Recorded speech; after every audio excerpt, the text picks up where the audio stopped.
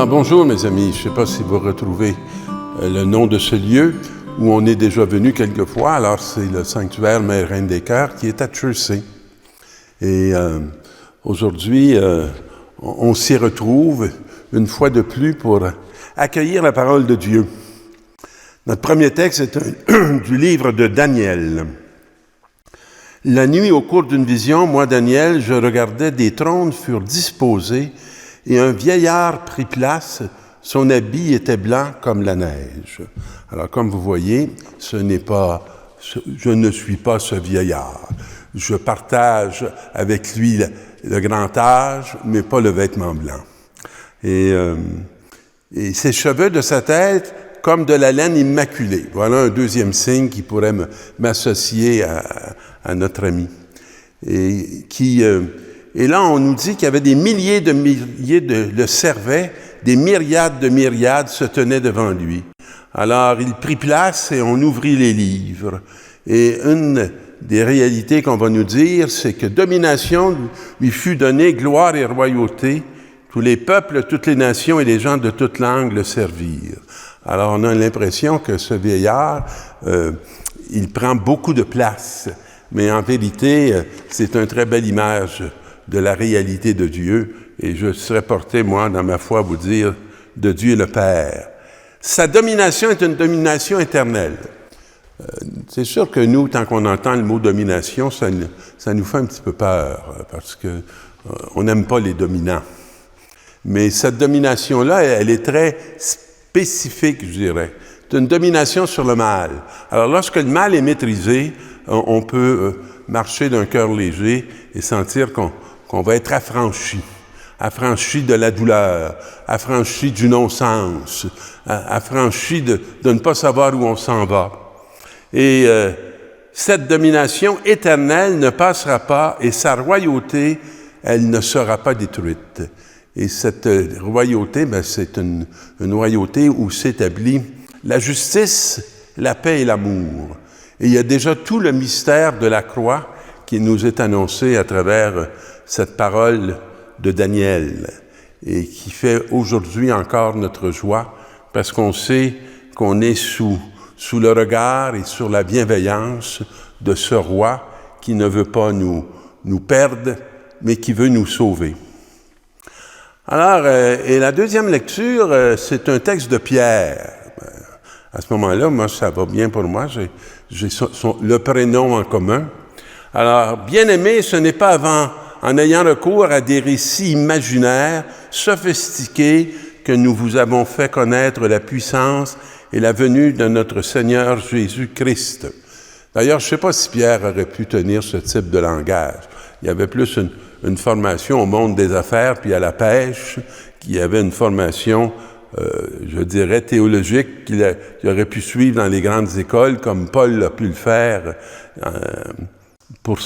dans son chemin à lui. Car il a reçu de Dieu le Père l'honneur et la gloire, quand depuis la gloire magnifique lui parvint une voix qui disait « Celui-ci est mon Fils, mon bien-aimé, en lui j'ai toute ma joie. » Alors, on voit déjà qu'il ne nous rentrera pas dans un discours, ni dans une réflexion cérébrale. Non, il va nous introduire à une relation. Et cette relation, c'est avec le Fils, le bien-aimé. Et cette voix venant du ciel, nous l'avons nous-mêmes entendue quand nous étions avec lui sur la montagne sainte. Alors, c'est un témoin à la fois oculaire. Hein? Il a vu, puis il a entendu. Une expression qu'on entend tellement souvent lorsqu'on lit la Bible. Hein? Et cette voix venant du ciel, nous l'avons même entendue quand nous étions avec lui sur la montagne. Alors, il n'était pas avec un livre, il était avec quelqu'un. Et ainsi se confirme pour nous la parole prophétique. Vous faites bien de fixer votre attention sur elle. Et ce n'est pas un abus tous les jours que de s'exposer à la parole de Dieu. Parce que tous les jours, on est exposé au grand combat, qui est celui de ne pas se laisser avaler par ce mal qui nous propose toujours des voies de séduction, mais qui ne mène nulle part, jusqu'à ce que paraisse le jour et que l'étoile du matin se lève dans vos cœurs. Alors, je nous souhaite que notre cœur soit bien debout. Et dans l'Évangile, c'est un texte qu'on connaît bien. Jésus prit avec lui Pierre, Jacques et Jean son frère et les amena à l'écart sur une haute montagne, et il fut transfiguré devant eux. Vous savez, c'est plein de sens, cette réalité-là, mais Pierre, Jacques et Jean qui vont vivre cette expérience, c'est pour les préparer à des réalités qui vont être exigeantes, et que, étant introduits dans cette intimité, ils puissent non pas prendre la course et la fuite, mais rester et se mettre debout dans ce à quoi ils seront appelés à témoigner. Alors son visage devint brillant comme le soleil et ses vêtements blancs comme la lumière. Alors on a des astres importants, puis une réalité aussi très importante, qui est celle de la lumière. Et il leur apparut Moïse et Élie qui s'entretenaient avec lui. C'est intéressant de savoir que nous aussi, on s'entretient avec eux depuis fort longtemps. Je ne sais pas combien d'années votre histoire chrétienne est enracinée, mais moi, à l'âge où je suis, elle a commencé très jeune. Elle a commencé dans la famille. Elle a commencé en regardant les attitudes de mon père et de ma mère, qui déjà avaient les oreilles bien tendues vers la parole de Dieu, et qui étaient aussi, j'oserais dire, dans une obéissance à une volonté qui n'était pas d'abord la leur, mais qui était celle de Dieu. Et alors, Pierre prit aussi la parole et dit à Jésus, « Il est bon que nous soyons ici. Si tu le veux, je vais dresser ici 3 tentes, une pour toi, une pour Moïse et une pour Élie. » Pierre veut arrêter le temps, il veut arrêter ce moment où il se passe, il est témoin d'une réalité qui est fort inhabituelle. Jésus qui est en discussion avec la loi et les prophètes, donc avec ce qui fondamentalement constitue tout l'Ancien Testament. Et on nous dit que il parlait encore lorsqu'une nuée lumineuse les couvrit de son ombre.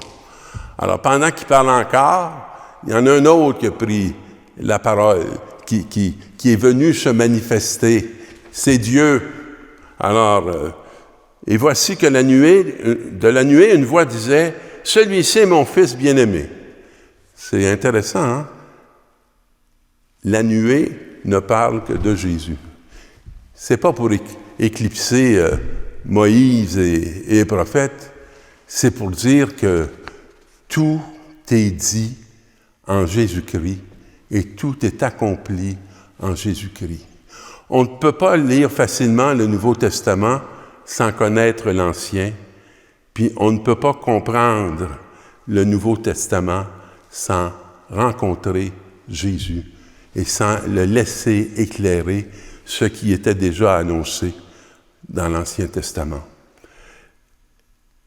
Celui-ci est mon Fils bien-aimé en qui je trouve ma joie. Écoutez-le. Comment on fait pour devenir un auditeur? Lorsqu'il était sur la terre, on pouvait penser qu'en s'exposant à sa parole, on l'entendait, puis c'était bien vrai, on l'entendait. Est-ce qu'on recevait la parole?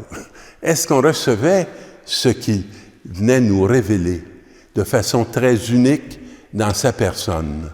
Alors, ce qui était possible à ce moment-là l'est toujours aujourd'hui, parce que depuis ce temps, il est avec nous tous les jours jusqu'à la fin du monde. Alors, quand ils entendirent cela, les disciples tombèrent face contre terre et furent saisis d'une grande crainte. Alors, un grand sentiment d'être complètement dépassé, d'être dans une réalité qui dépasse tellement leur entendement et leur capacité, et où ils s'interrogent à savoir comment se fait-il qu'eux soient témoins. Pourquoi être témoin de cette réalité très intime. Relevez-vous et soyez sans crainte. Alors, le Seigneur les saisit vite pour qu'ils ne restent pas dans un monde qui n'est pas clair. Hein. Ils ne virent plus personne, sinon Jésus seul. Alors, celui qui va les éclairer, celui qui va les emmener à approfondir ce qu'ils viennent d'expérimenter, bien, c'est la personne de Jésus. Et pour nous aussi, il en va de même. En descendant de la montagne, Jésus leur donna cet ordre: ne parlez de cette vision à personne avant que le Fils de l'homme soit ressuscité d'entre les morts.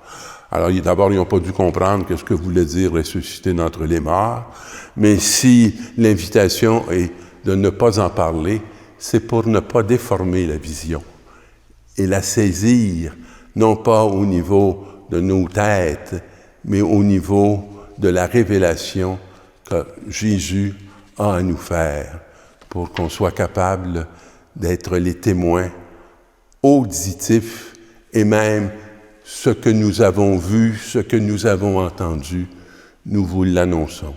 Alors, je vous souhaite une bonne semaine dans l'annonce de cette parole, pas que vous avez pris nécessairement juste dans le livre des Écritures, mais que vous avez saisi dans cette rencontre intime que nous sommes appelés à vivre avec Jésus le Christ. Bonne semaine, bonne évangélisation.